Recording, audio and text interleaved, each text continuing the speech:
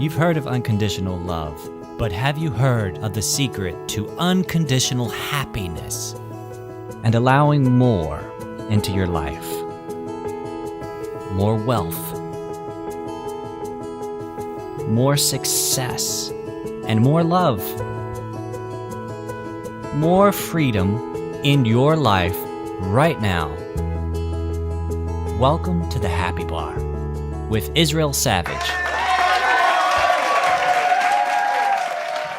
Once upon a time, I worked on a trading desk here in New York City for a small asset management company.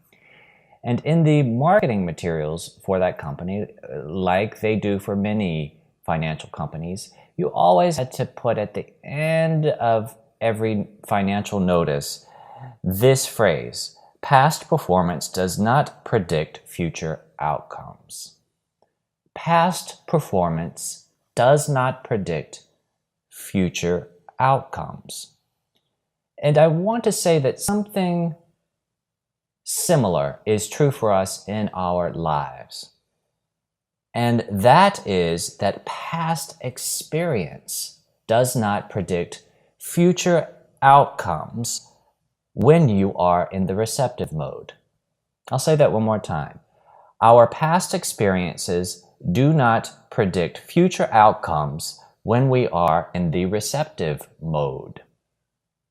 So often, however, we believe that an inspired idea that we have, should we pursue it, is doomed to failure because we've been there, done that. Our past experiences tell us it will not work. This could be a relationship, this could be a financial opportunity, this could be any sort of inspired idea. And what I want to say about that, first of all, is that when we are in the receptive mode, and by receptive mode, I mean when we are in a state of allowing, when we are going with the flow, when we are feeling good, and our emotions always tell us if we are on track, if we are on track toward our desires. When we are feeling good, we are on track. We are thinking thoughts that are in alignment with the thoughts our greater self is thinking. And our greater self is always our guide through life. Our emotions are our indicator.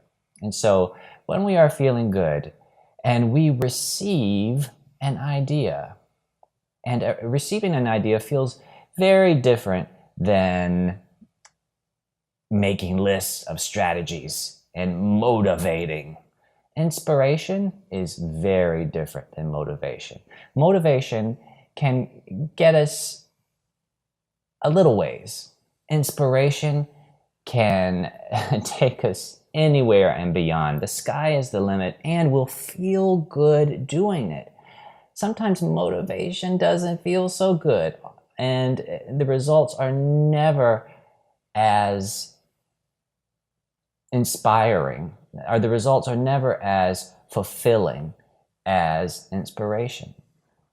And so the receptive mode is the place that we want to be in, this state of feeling good, so that we receive ideas.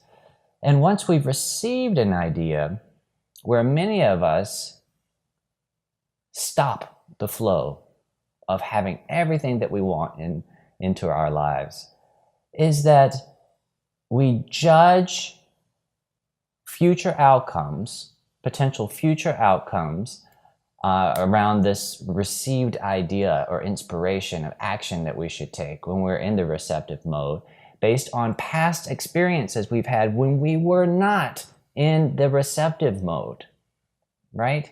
We've done that before, maybe, or we've heard of someone doing it before, but they were not us, and they were not in the receptive mode, or we may have tried it before and we weren't in the receptive mode.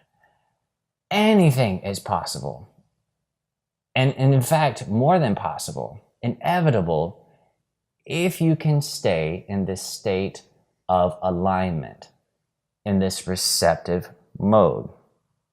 I'll say a little more about the receptive mode. We often talk about making space in our improvisation classes.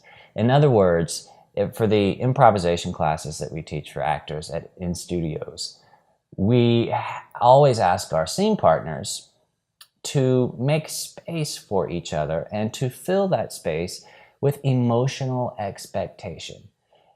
Making space means no thoughts, no critical thoughts, no judgment. There is only a hopeful expectation for whatever the feeling is that you want to create together. It's the feeling of success, the feeling of creation, the feeling of flow.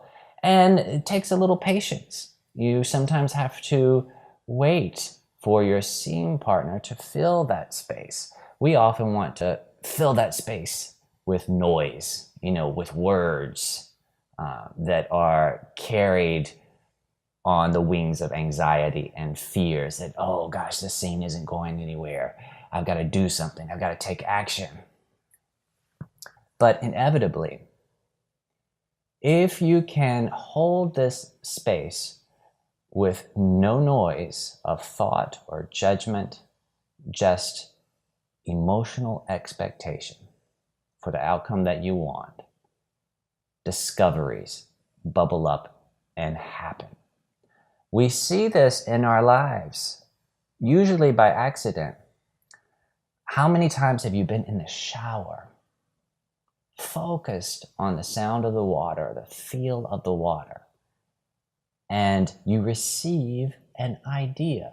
You see, in the absence of critical thoughts, judgmental thoughts, disbelief, all of this noise, when you're simply just focused, discoveries happen. And an idea that's received feels so different than one that is not. Maybe you've been running or working out or drifting off to sleep and you've received an idea. Again, often this happens by accident.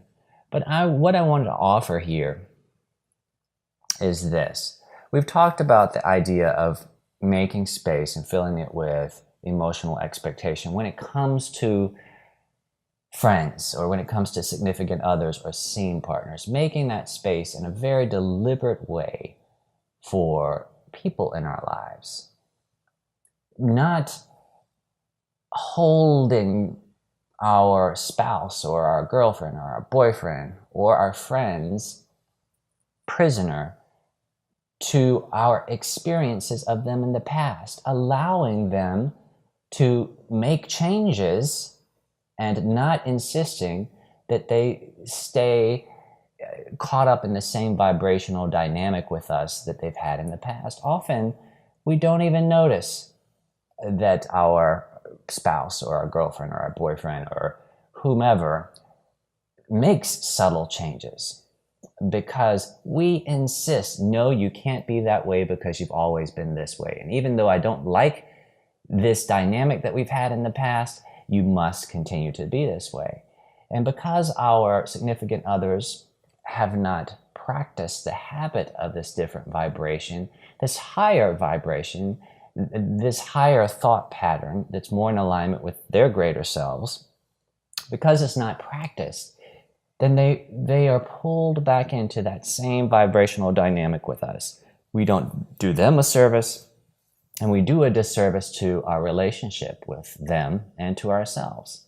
And so we've talked about how we can hold the space with emotional expectation for our significant others. What I want to offer today is that in a very deliberate way, a deliberate and consistent way, we can practice the habit of holding this space for ourselves with emotional expectation, emotional, hopeful expectation.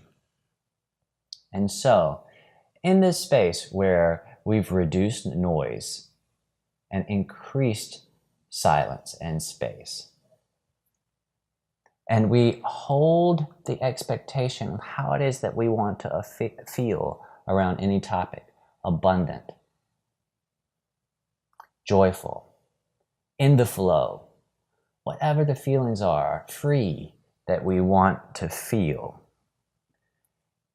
We can free ourselves from the bondage of our past experiences and the labels that others have put upon us and that we've adopted for ourselves. It is true that past experiences do not have to predict our future outcomes. When we are in a state of allowing, when we have made space for ourselves in our lives with no judgment, no criticism,